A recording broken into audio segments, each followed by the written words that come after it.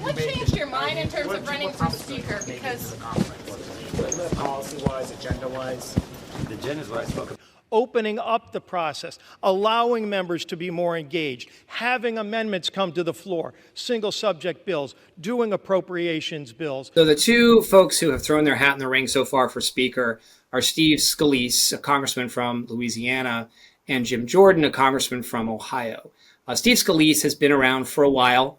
He's in leadership. He's the majority leader. He is generally well regarded by all corners of the Republican conference. He's done a good job of maintaining a positive reputation and also demonstrating his leadership skills. He has some health challenges. He was actually wounded in a shooting several years ago and is now dealing with blood cancer, which led some to gave pause to some about whether he would actually run, but it looks like he's decided to do so. The other candidate, Jim Jordan, is from Ohio. He is a much more pugnacious and conservative lawmaker. He is one of the founders of a group of conservatives called the House Freedom Caucus, which was formed in 2015 and gave then Speaker John Boehner a lot of grief, not unlike the grief that McCarthy is getting today. The most pressing issue on Americans' mind is not Ukraine. It is the border situation, and it is crime on the streets, and everybody knows that. So let's address those. He's more of a kind of a fighter, a sort of a public media-oriented fighter. We're finding ways to attack Democrats. Now, speakers can play that role, to be sure, but they have to balance their party. They have to do what political scientists call coalition maintenance. They got to keep everybody happy. And if you spend all your time as speaker attacking the other party, then that takes away from the other things you've got to do, not least of which is building coalitions, not only within your party, but with the other party, which is certainly the case when you have a Democratic Senate and a Democratic president. Our government is designed to find compromise. I don't regret my efforts to build coalitions and find solutions. McCarthy, even though he received the vast majority of Republican votes, could not win enough Republican votes to remain Speaker. And so, in this case, that group of 8 Republicans who voted to remove McCarthy are still a pivotal group.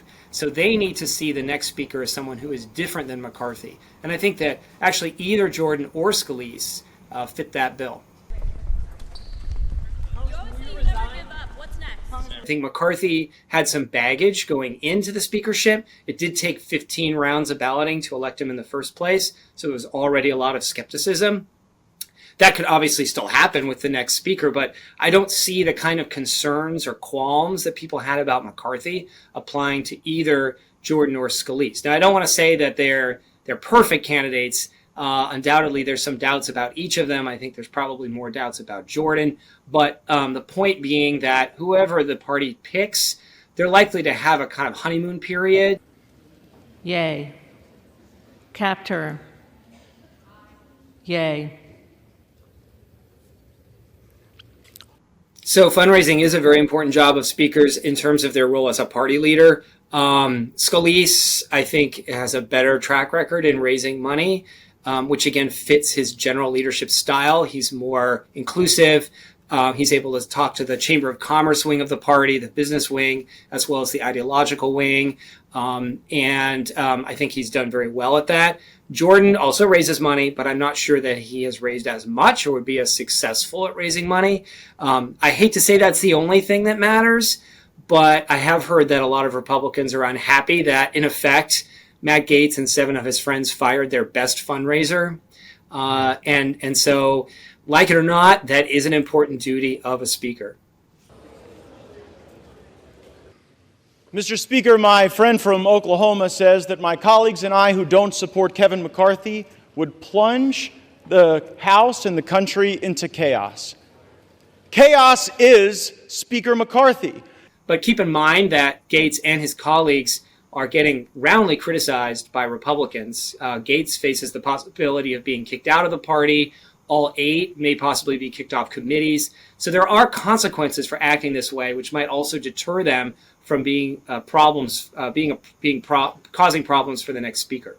Speakers have influence over the agenda, so they have a lot of responsibilities, and that's why the lack of a speaker in the House right now is is particularly troubling because it means effectively the House can't really do much of anything.